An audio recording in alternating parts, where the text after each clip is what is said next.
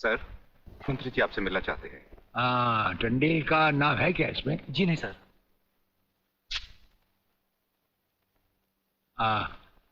आज तो हम अपना एक एक मिनट दूसरों को दे चुके हैं, दम लेने की भी फुर्सत नहीं होगी। ऐसा करो, मंत्री जी को कल दोपहर के बाद की कोई भी अपॉइंटमेंट दे दो। Okay sir. Sir, you can't meet him today. अरे अंग्रेजी को मारो गोली और हिंदी में समझो। इस राज्य के मंत्री से मिलने के लिए उसके पास वक्त नहीं है। मैं पूछता हूँ वो हमारी खाता है या हम उसकी? इसमें आपकी और हमारे खाने की बात कहां से आ गई? तो ये है ब्रिगेडियर, आप यहां अचानक आप पधारे हैं और हम आज का सारा वक्त औरों को दे चुके हैं। आखिर हम सब जनता ही के तो सेवक हैं। कुर्सी मिलने पर ये समझ लेना कि सारी सरकार आप ही की है, इसे हम कैसे मान लें? आप मुझे ये न समझाएं कि सरकार किसकी है। आप सिर्फ इतना समझिए कि आप एक सरकारी नौकर हैं और आपके सामने खड़ा हुआ ये इंसान इस राज्य का मंत्री है। खादी के कपड़े पहनने से और टोपी लगा लेने से कोई महात्मा गांधी नहीं बन जाता। और सुनिए, हमें नेताओं की भाषा ना तो पहले समझ आई थी और ना कभी आएगी। भाषा छोड़ो ब्रिगेडियर, मैं जो आपसे कहना। आपने जो कुछ भी कहना है कल कह लीजिएगा, आपकी अपॉइंटमेंट नोट करवा दी गई है। और एक बात ये भी याद रखिए कि हमसे बगैर अपॉइंटमेंट के कोई नहीं मिल सकता। और जहां तक हमारा ताल्लुक है, हम किसी से भी किसी वक्त भी कहीं भी मिल सकते हैं, हमारा जब दिल चाहे। शायद आपने वो लेटर नहीं पढ़ा जो सेंट्रल गवर्नमेंट ने आपको भेजा है। उसमें खासुल खास ऑर्डर है कि हमारे किसी भी काम में कोई भी दखल अंदाजी नहीं कर सकता। नमस्कार। नमस्कार।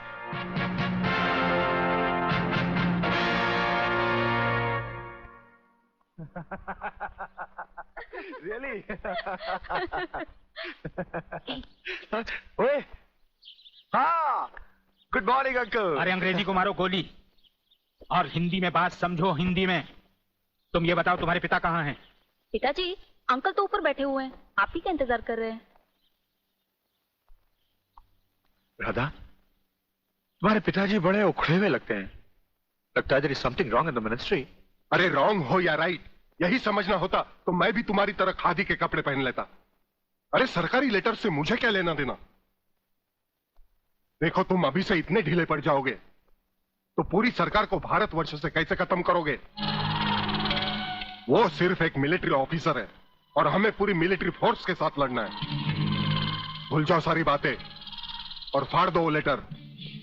देखो, उसका ट्रांसफर ना हो तो ना सही, उसकी बातें हमें पता न चले तो न सही, लेकिन उसकी मौत का बंदोबस्त तो मैं कर सकता हूं। प्रलयनाथ, वो मर गया तो ये नेता भी कुर्सी समेत जल गया, समझो। वो मरेगा भी और तुम कुर्सी के साथ जियोगे भी। अब किसकी बारी जनरल साहब? ब्रिगेडियर सूर्यदेव सिंह की। मारे जाने वाले पुलिस के उन शहीदों की याद में ये ज्योत बनाई गई है जिन्होंने कानून की रक्षा करते हुए अपने प्राणों की आहुति दी। आज के इस समारोह के मुख्य अतिथि माननीय मंत्री श्री जीवनलाल टंडेल हैं।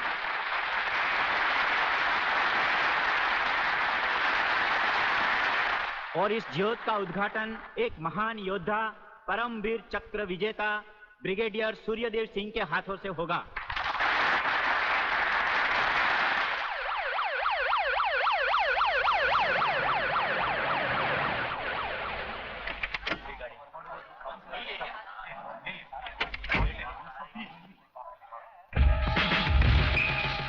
Welcome, welcome. प्लीज।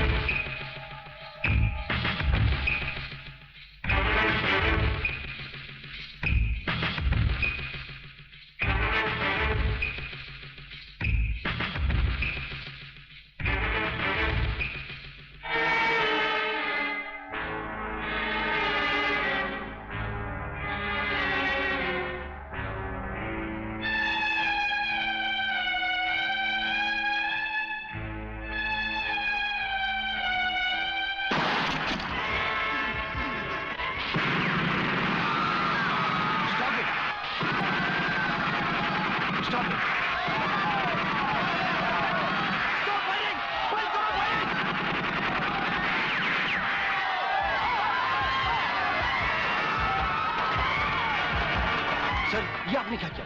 फायरिंग का ऑर्डर क्यों दिया सर? आपकी एक गलती से कितनी जाने गई, इसका जवाब कौन देगा ब्रिगेडियर साहब? मिस्टर तिवारी, इसका जवाब अब ब्रिगेडियर को ही देना होगा, और वो भी अदालत में।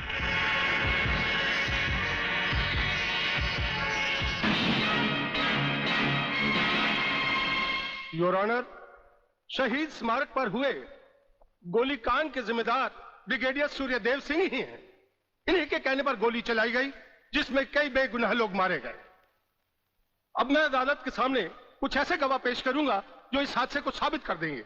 सबसे पहले मेरे गवाह हैं municipal councillor mister M.K. Tiwari.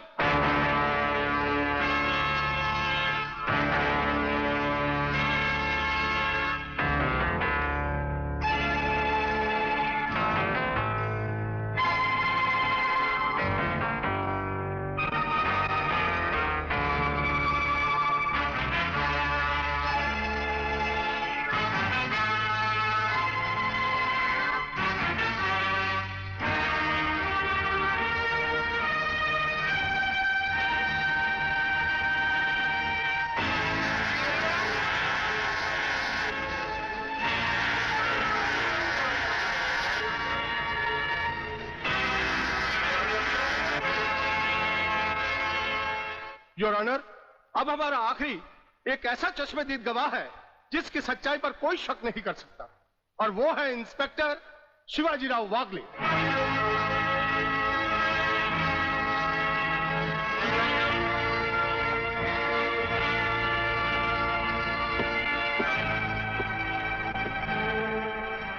मैं गीता पर हाथ रखकर कसम खाता हूं, जो भी कहूंगा, सच के अलावा कुछ नहीं कहूंगा। जज साहब, शहीद स्मारक पर जो भी कुछ हुआ मेरी आंखों के सामने हुआ। मुझे इस बात का ताज्जुब है और अफसोस भी है कि ब्रिगेडियर सूर्यदेव सिंह जैसे जिम्मेदार और सुलझे हुए अफसर ने ऐसा कदम क्यों उठाया जिससे निर्दोष लोग मारे गए। इस हत्याकांड के जिम्मेदार ब्रिगेडियर सूर्यदेव सिंह ही हैं।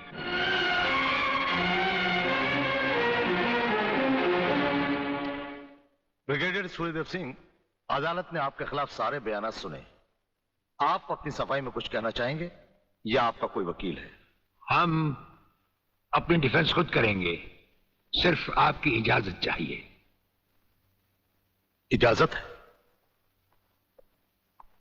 आप गीता पर हाथ रखकर कसम खाइए, जो भी कहेंगे, सच के सिवा कुछ नहीं कहेंगे। जज साहब, क्या अदालत को यकीन है कि गीता और कुरान या बाइबल जैसे पवित्र ग्रंथों पर हाथ रखकर जो गवाहियां दी जाती हैं वो सच होती हैं? अगर इन कस्मों के बावजूद भी गवाह सच नहीं बोलता तो फिर अदालत में इन पवित्र ग्रंथों का अपमान किस लिए जज साहब?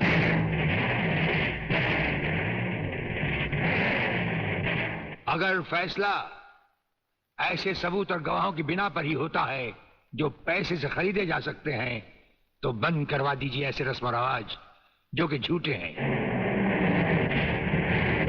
ये मुकद्दस ग्रंथ हमारे धर्म और ईमान का ताज है, हमारी जिंदगी की बुनियाद है। हम ये कसम खाएं भी तो कैसे खाएं? यह अदालत आपकी दलीलों की कदर करती है ब्रिगेडियर साहब, लेकिन यह अदालत की बरसों पुरानी रस्म है जो मैं नहीं बदल सकता।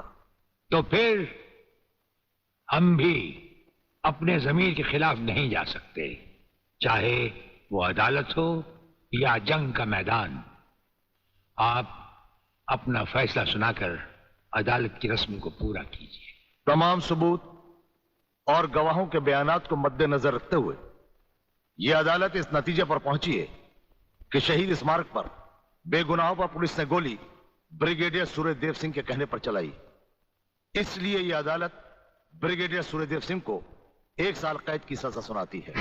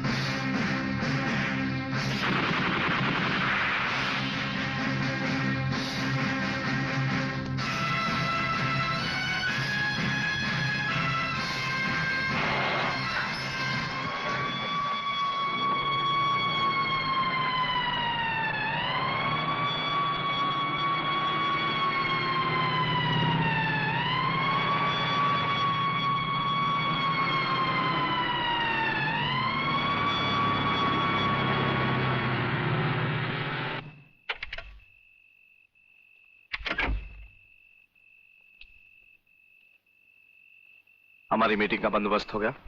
Yes sir. सूर्यदेव सिंह को आप जेल के तहखाने में मिल सकते हैं।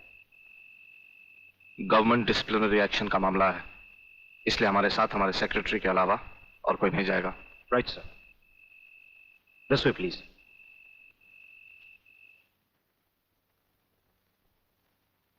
आप इधर उधर देखने की तकलीफ मत उठाइए मंत्री साहब, हम देख भी चुके हैं और सुन भी चुके हैं। यहाँ दीवारें तो हैं लेकिन इनके कान नहीं। आपका वागले से अलग हो जाना, वागले का भरी अदालत में आपके खिलाफ बयान देना, आपका गिरफ्तार होना भाई ये सब मेरी समझ में पूरी तरह से नहीं आया। इसलिए तो आपको हमने याद किया है। और जब कभी जरूरी समझा जाता है तो इंस्पेक्टर वागले इसी तरह भेस बदल कर हमसे मिलने यहाँ आते रहते।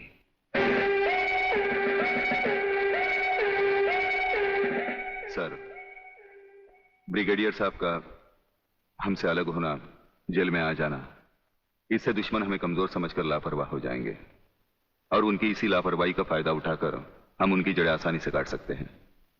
हम जिन जराइम की तलाश में हैं, उसकी कुछ जड़ें इस जेल की चार दीवारी में भी पैवस्त हैं।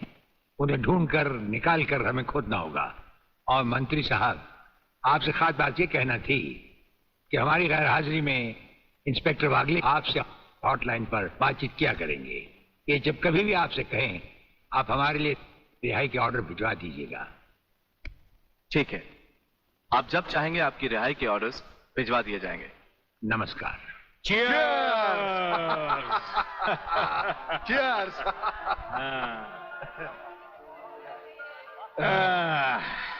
नया साल बहुत बहुत मुबारक हो प्रलयनाथ। नया साल तुम्हें मुबारक और सूर्यदेव सिंह का जेल जाना मुझे मुबारक।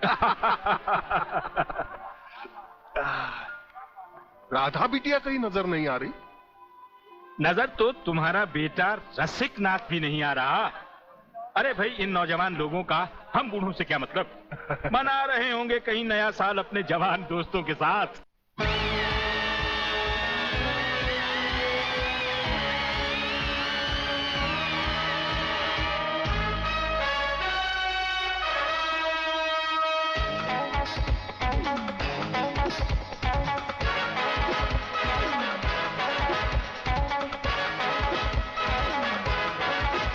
यारो झूमो नाचो मौज मनाओ, ओ यारो झूमो नाचो मौज मनाओ।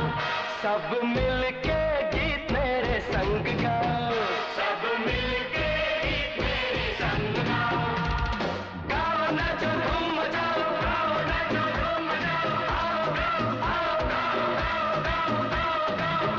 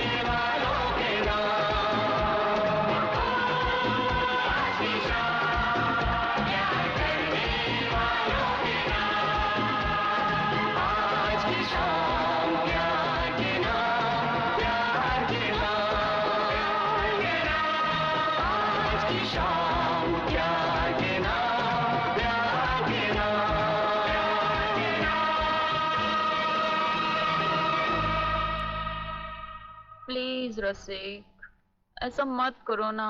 अगर ऐसा नहीं करूंगा तो नए साल का सेलिब्रेशन अधूरा रह जाएगा मेरी जान। रसिक, तुम जानते हो मैं तुम्हारे बच्चे की माँ बनने वाली हूँ। माँ? यानी प्रेग्नेंट?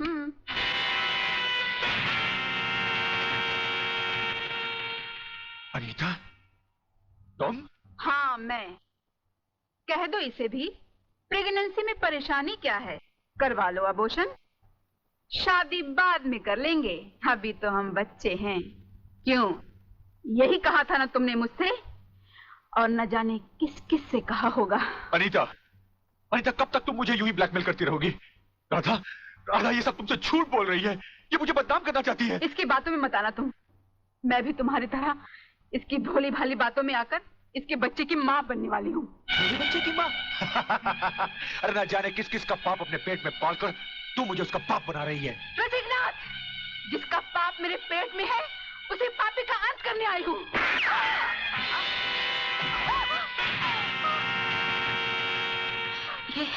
ये तुमने क्या किया?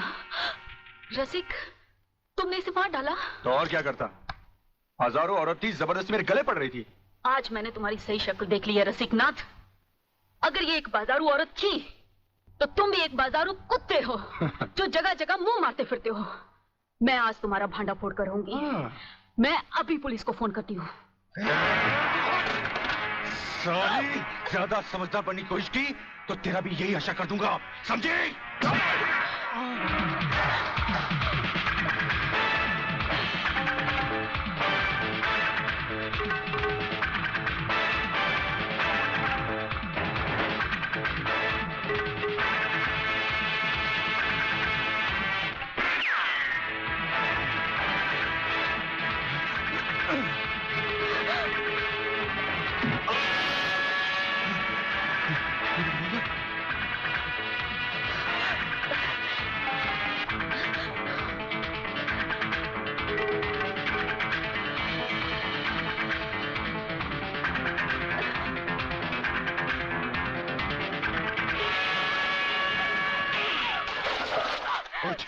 पुलिस को बताएगी,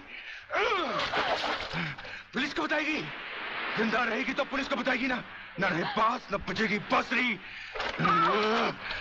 मैं तुझे खत्म कर दूंगा कमीनी।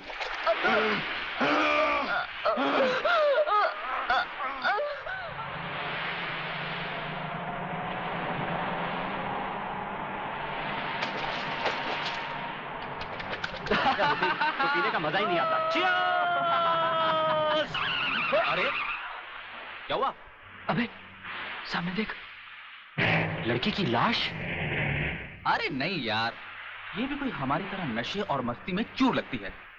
चलो उसे और पिलाते हैं, अपना भी नया साल सुधर जाए। अबे नया साल सुधारने के बच्चे अगर लफड़े में फंस गए ना तो जिंदगी बिगड़ जाएगी। हमें क्या मालूम वो जिंदा है या मुर्दा? क्यों संजू? कुछ भी हुआ लोग, मगर इंसानियत के नाते उसे देखना हमारा फर्ज है। चलो चलो देखते हैं।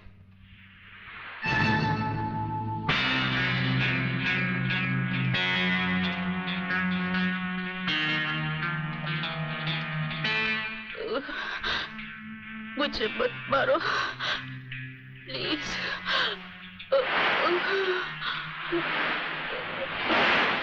भगवान के लिए मुझे मत मारो।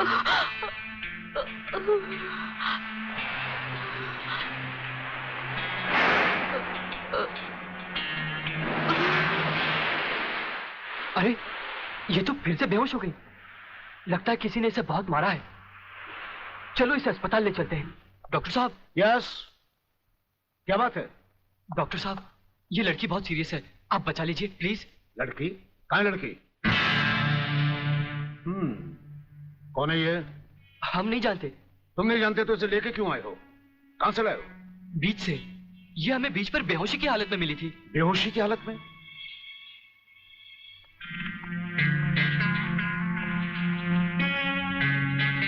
इसकी हालत तुम लोगों ने इसके साथ 31st नाइट बना के तो नहीं की है ना? हम लोगों ने? ये क्या कह रहे हैं डॉक्टर साहब?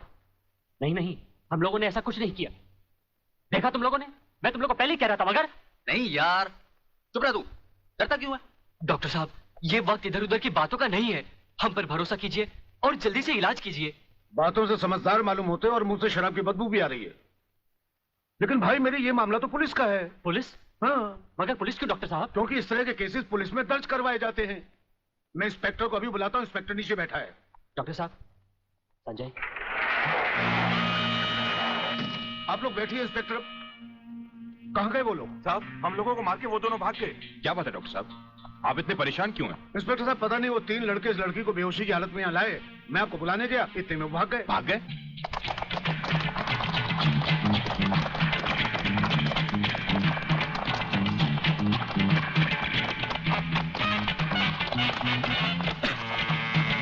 अरे जल्दी कर।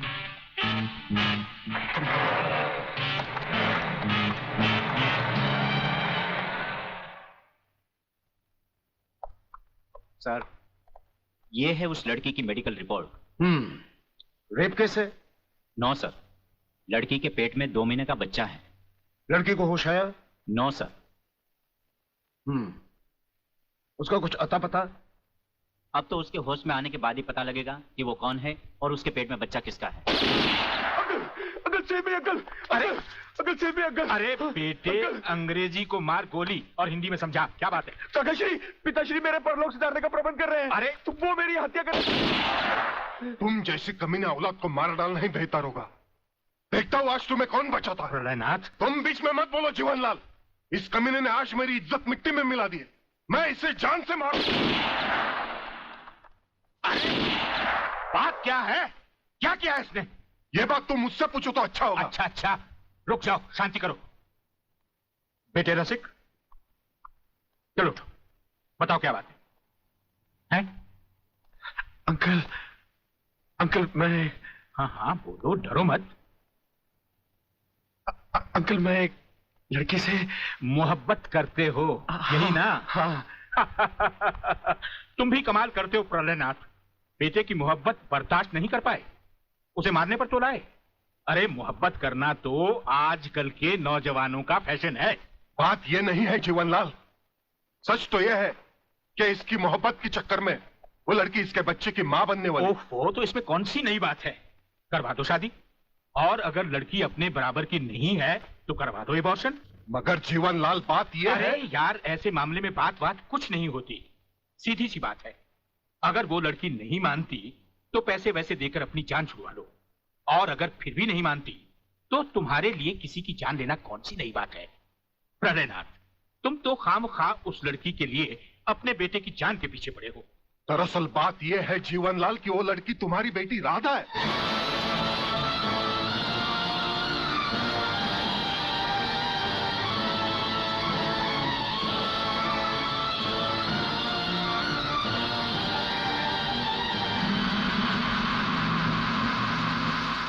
सारी चीजें दर्ज कर ली? जी साहब। और हाँ, इस डेड बॉडी को जल्द से जल्द पोस्टमार्टम। साहब ये पर्स मिला है।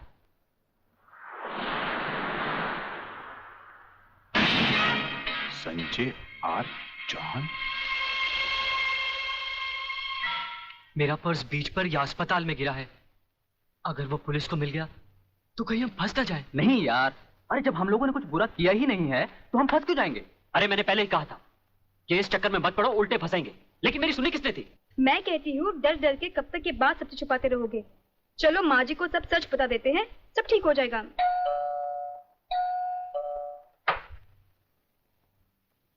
नमस्ते। नमस्ते। क्या बात है इंस्पेक्टर साहब?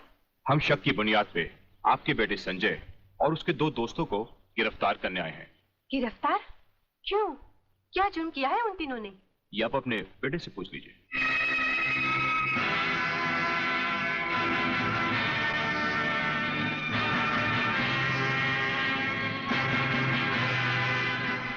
वाह गोटिया वाह, क्या खुशखबरी लाया है।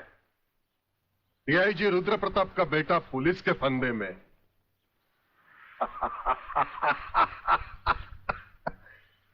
बाप ईमानदारी की मौत मर गया, अब बेटा कानून की मौत मरेगा।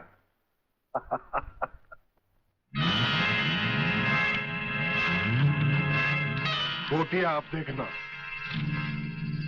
मैं इस चश्मदीद गवाह को ऐसी मौत मारूंगा कि उसकी आंखें मुझे पहचानने से पहले ही बंद हो जाएगी। तुम उस डॉक्टर को खरीद लो और रिपोर्ट तैयार करवाओ जो मैं चाहता हूं। यह समय सोचने का नहीं है बेटी, यह हम दोनों की जिंदगी और मौत का सवाल है। पिताजी, पुलिस पूछेगी तो मैं क्या बताऊंगी, किसका नाम लूंगी? पुलिस को तुम ये बताना कि तुम्हारे साथ बलात्कार हुआ है। हाँ बेटी, बलात्कार। प्रलयनाथ की प्रलय से बचने का ये एक ही तरीका है। तुम उन्हीं 3 लड़कों का नाम पुलिस को बता देना जिन्होंने तुम्हें अस्पताल पहुंचाया है। पिताजी, लगता है पापियों के साथ रहकर आपका दिमाग भी उन्हीं की तरह हो गया है। आप ये कह रहे हैं मैं उन लड़कों को फांसी के फंदे तक पहुंचा दूं जिन्होंने मेरी जिंदगी बचाई? नहीं पिताजी, मैं ऐसा हरगिज नहीं करूंगी, हरगिज नहीं करूंगी।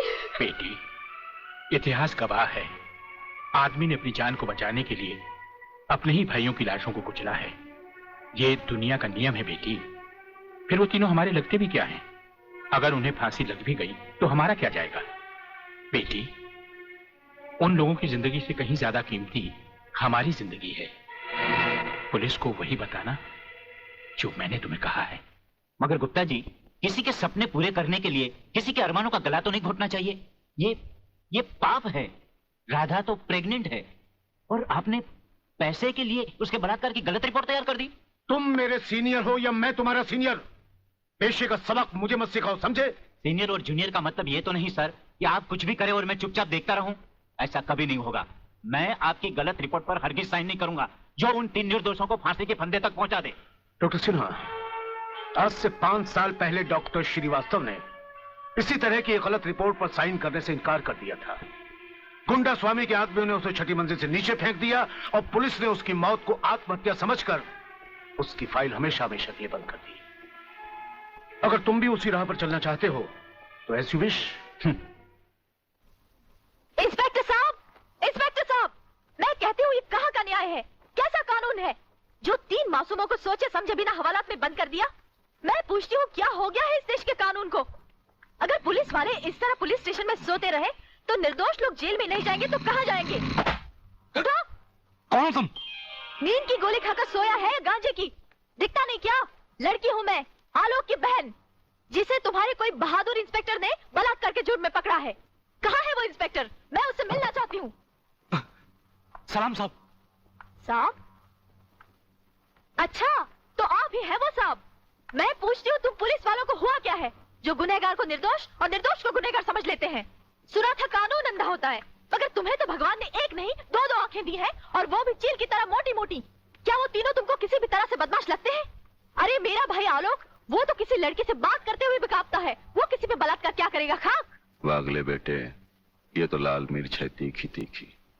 हाथ लगाओ तो हाथ चले, मुंह लगाओ तो मुंह चले, दिल लगाओ तो दिल चले। ये तेरी बीवी बनने के लायक है।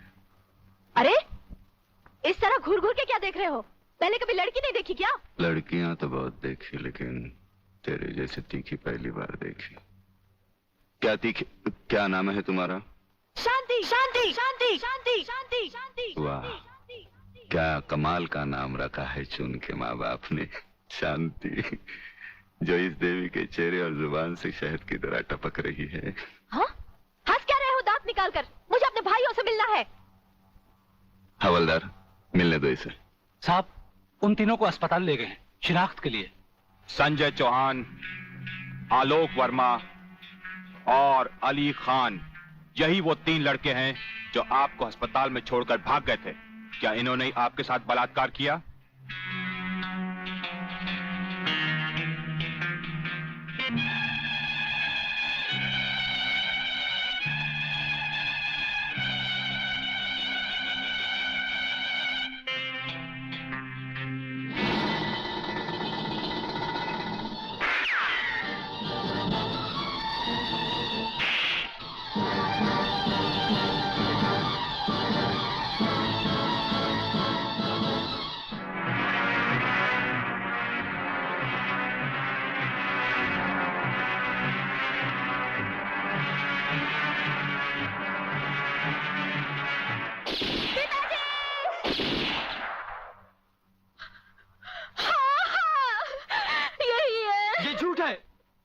ये सरासर झूठ है।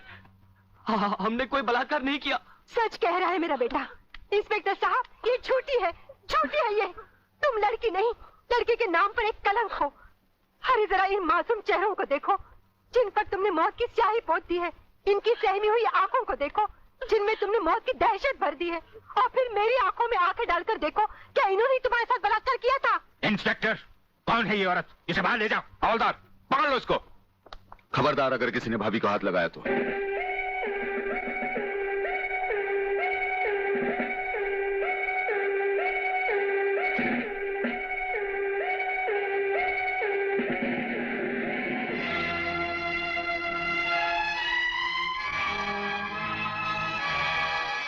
इंस्पेक्टर वागले, आप जानबूझकर अनजान बन रहे हैं।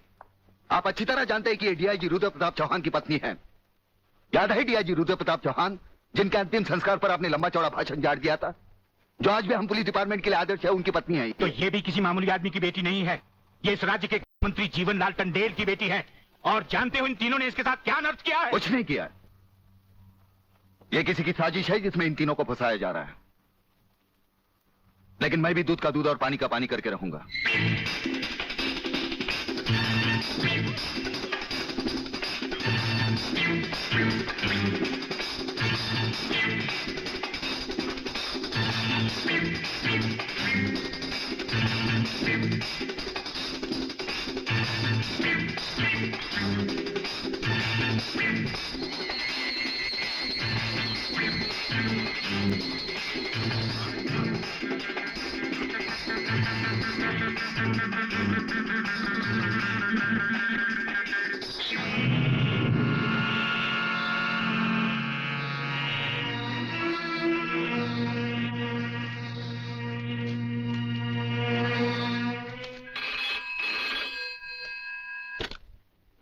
Hariprasad speaking.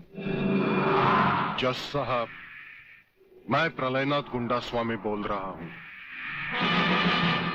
Your honour, dancer miss Anita Chaudhary की लाश का समुद्र के उसी किनारे से मिलना और उसी जगह से राधा टंडेल के कपड़े और सैंडलों का मिलना, इंस्पेक्टर वागले को मिली हुई गोली और अनीता चौधरी के पेट से निकली हुई गोलियों का एक ही रिवॉल्वर से चला होना और उस रिवॉल्वर पर किसी और की उंगलियों के निशान होना, यह साबित करता है कि इस केस में किसी और का भी हाथ हो सकता है।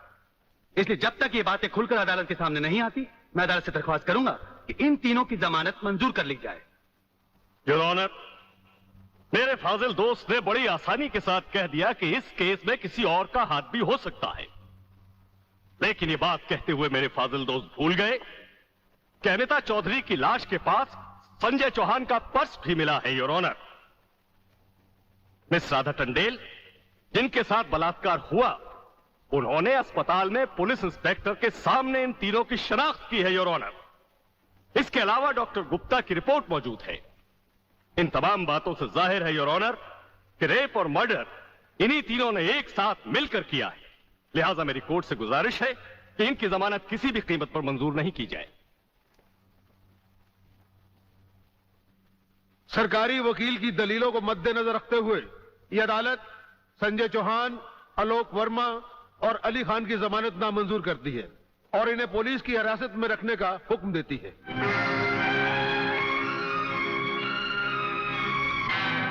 योर ऑनर, मैं इंस्पेक्टर वागले इस केस की छानबीन मैं कर रहा हूं। अदालत से इस केस के बारे में कुछ कहने की इजाजत चाहता हूं। इजाजत है। Thank you sir.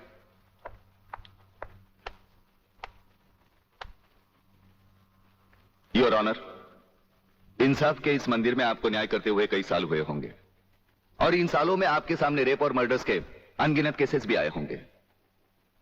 क्या उन अनगिनत केसों में आपके सामने कोई ऐसा केस आया है जहां कत्ल और बलात्कार करने वाले ने जिसके ऊपर बलात्कार किया है उसे खुद अस्पताल पहुंचाया हो? ये तो अभी तक सुना नहीं कभी। सही कह रहा है ये कुछ ना कुछ गड़बड़ जरूर है। बहुत बड़ी ऑर्डर, ऑर्डर। इंस्पेक्टर वागले, मुझसे सवाल करने की बजाय आप इस केस में रोशनी डालिए। वही कोशिश कर रहा हूं सर। अदालत सरकारी वकील की जिन दलीलों को मद्देनजर रखते हुए इन लड़कों की जमानत नामंजूर कर रही है, मैं उन्हीं दलीलों के बारे में कुछ कहने की इजाजत चाहूंगा। इजाजत है। सरकारी वकील का कहना यह है कि अनीता चौधरी की लाश के पास संजय चौहान का पर्स मिला। हो सकता है बेहोश राधा टंडेल को उठाते वक्त वो पर्स वहां गिर गया हो। अब इनका कहना यह है कि राधा टंडेल ने इन लड़कों के खिलाफ बयान दिया है। यह भी तो हो सकता है कि वो बयान उसने किसी के दबाव में आकर दिया हो। जिस डॉक्टर ने बलात्कार की रिपोर्ट बनाई वो भी खरीदा गया हो। आपकी इन दलीलों से अदालत अपना फैसला नहीं बदल सकती। यह फैसला आप जबरदस्ती इन पर लाद रहे हो। इंस्पेक्टर वागले, अगर मैं चाहूं तो अदालत की तौहीन के जुर्म में मैं तुम्हें अभी टर्मिनेट कर सकता हूं। कोई परवाह नहीं है मुझे इस बात की। मेरा तो विश्वास उठ गया इस कानून से। कौन सा कानून, कैसा कानून? यह कानून तो चंद मुजरिमों की रखेल बन बैठा है। इसलिए लोग अदालत का दरवाजा खटखटाने के बजाय गुंडों की चौखट चूमते हैं। Take him out of the court. अगर जिंदगी में किसी से रिश्वत ना ली हो तो ही मुझे हाथ लगाना।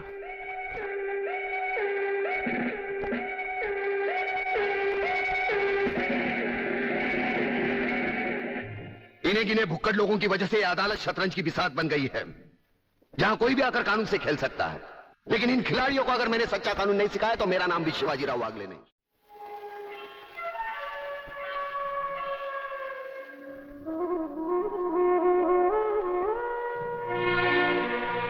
नहीं यार, इस तरह तो हिम्मत हार के हम बिना फांसी के ही मर जाएंगे। ये क्या हो गया तुम दोनों को यार? अली,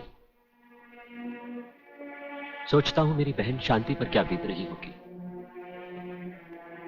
मुझे पढ़ा लिखा कर एक बड़ा इंसान बनाने के लिए क्या कुछ नहीं किया उसने। लोगों के घर में काम कर करके अपने हाथों पे मेहंदी की जगह छाले डाल ली उसने। आलोक, तुम्हारी तो वो सिर्फ बहन है, मगर मेरे लिए वो बहन भी है और मां भी है। अगर बचपन से ही उसका प्यार मुझे ना मिला होता तो शायद ये अनाथ सड़कों पर ही अपना दम तोड़ देता। मेरी मां पर भी क्या बीत रही होगी। वो तो रो रो कर पागल हो गई होगी। अगर मुझे कुछ हो गया तो उसका भरोसा भगवान पर से भी उठ जाएगा। तुम इन 3 लड़कों के केस में कहां उलझ गए? हो सकता है इन बच्चों का केस महज इत्तेफाकी हो। इत्तेफाक नहीं है सर। ये कड़ियां भले ही अलग अलग नजर आ रही हो, लेकिन अगर गौर से देखें तो ये सब एक ही जंजीर की कड़ियां हैं, जिसमें एक न एक दिन जीवनलाल टंडेल, रसिकनाथ और गुंडा स्वामी की कलाइयां फंसेंगी। ये इत्तेफाक नहीं है सर, इत्तेफाक नहीं है।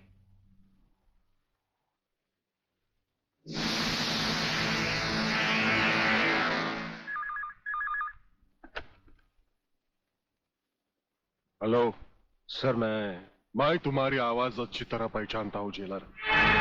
तुम वहां से कुछ नहीं बोलोगे, सिर्फ सुनो,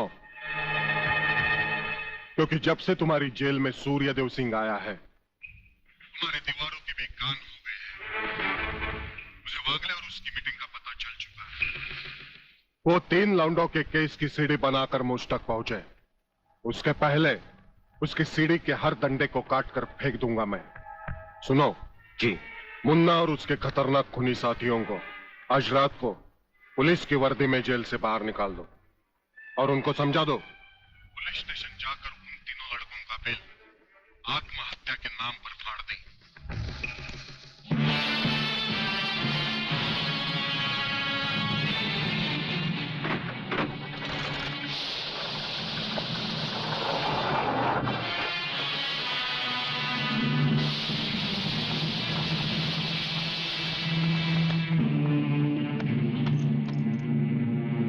टेलीफोन का वायर काट दो, अब इसे बांध दो।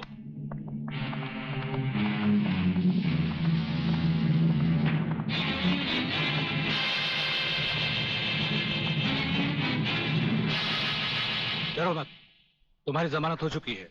हम लोग तुम्हें रिहा करने आए हैं।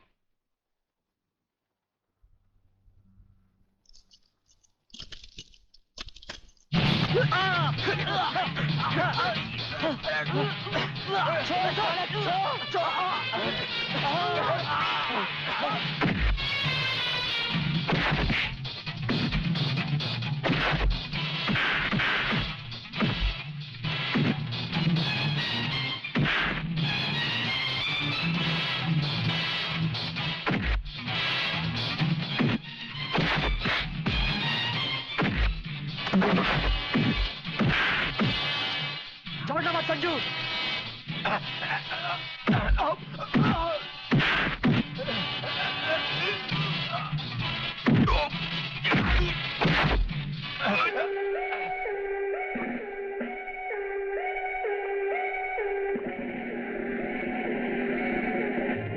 क्या बकते हो? किसने बताया तुम्हें?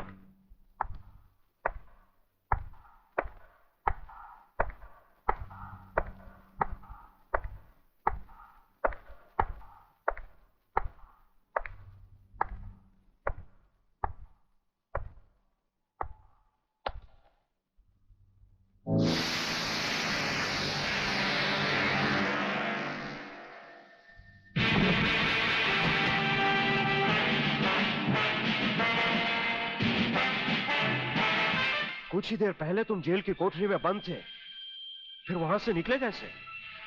और अपने ये कपड़े पहनकर यहाँ किसके हुक्म से आए?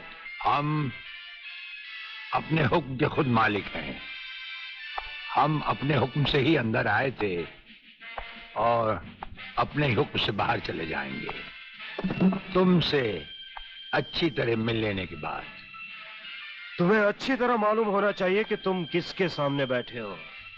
हमें मालूम है, इसीलिए तो जूते तुम्हारे मुंह के सामने रखे हैं। तुम जैसे गद्दारों से हम नहीं, हमारे जूते ही मुंह लगाते हैं। सूर्यदेव सिंह! ब्रिगेडियर सूर्यदेव सिंह, भूल कैसे गए? हम आज भी ब्रिगेडियर हैं, कल भी ब्रिगेडियर थे। जेल में आना तो एक नाटक था तुम जैसे मुजरिम तक पहुंचने के लिए। और ये रहे तुम्हारे काम के कागज। ये हमारा रिहाई का ऑर्डर और ये है तुम्हारी गिरफ्तारी का वारंट।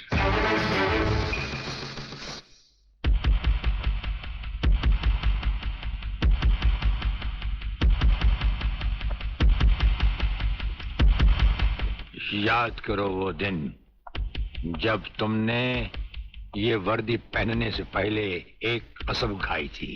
याद करो। हम कसम खाते हैं कि हम पूरी ईमानदारी और वफादारी से देश और कानून की रक्षा करेंगे।